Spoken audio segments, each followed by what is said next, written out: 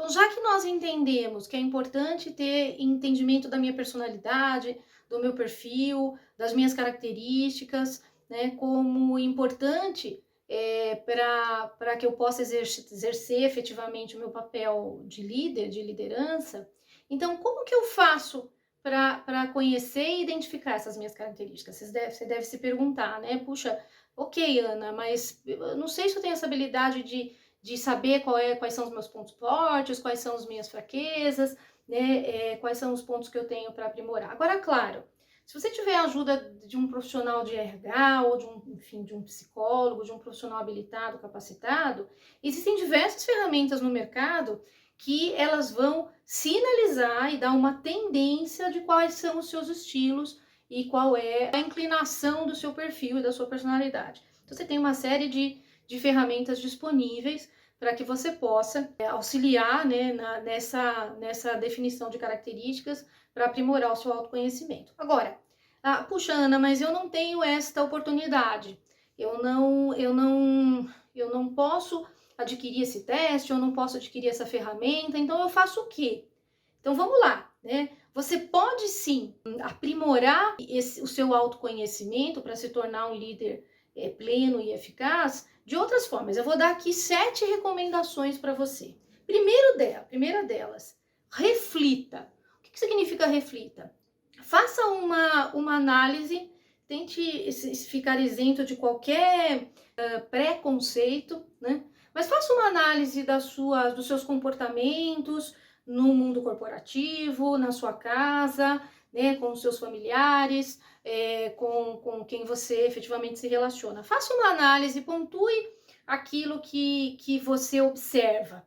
Puxa, eu ajo assim nessa determinada maneira, dessa determinada situação, então sem filtro. Então sempre reflita e tente identificar quais são os seus comportamentos.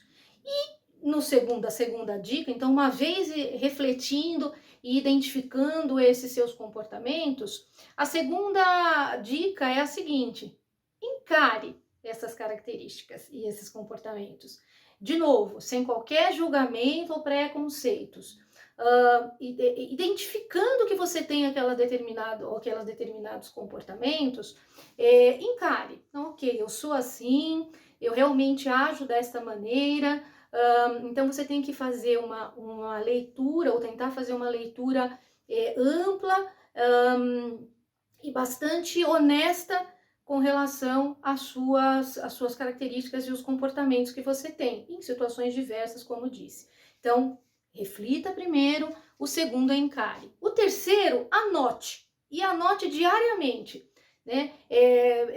Coloque, puxa, na situação X eu agi dessa forma, mas na situação Y eu agi desta outra forma. Então, anote, tenha o hábito de anotar esses comportamentos, para que você possa fazer um acompanhamento deles, né? Para que você possa monitorar. Então vamos lá, primeiro reflita, depois encare realmente enfrente quais são esses comportamentos, e terceiro, anote. Depois, como quarto, questione-se, né? O que é isso? Coloque algumas perguntas para você, né? Por exemplo, puxa, por que será que eu ajo dessa maneira? O que me estimula, o que me leva a agir assim, né?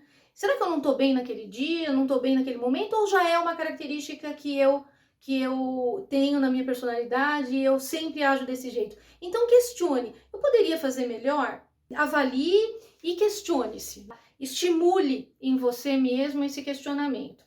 Então essa seria a sua quarta tarefa para atingir o autoconhecimento. Como quinta, né, leia sobre o tema, né? Procure informações sobre o que significa aquela característica ou aquele comportamento. Então, quanto mais conhecimento você tiver sobre o assunto, melhor vai ser a sua definição e a sua capacidade de identificar. Né? Então, concentue o que é aquele comportamento e o que é aquela característica.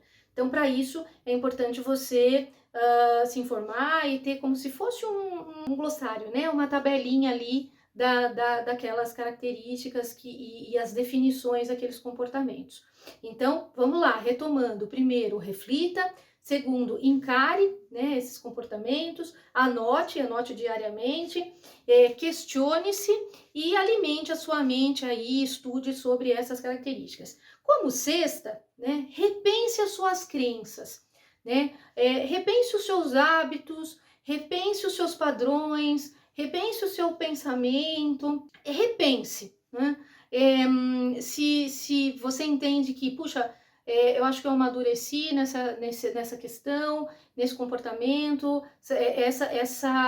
talvez não seja a postura ideal. Então, sempre é importante rever as suas crenças, né? E como sétima, parta para ação, efetivamente, né? O que então eu tenho que fazer ou aprimorar para poder mudar aquele meu comportamento, né? Já que você refletiu, já que você encarou, né, entende que ele existe realmente, já que você definiu qual é o contexto e entendi o que significa, né, já que eu repensei as minhas crenças, já que eu tenho o hábito, né, de identificar diariamente esses comportamentos, e parta para ação, né?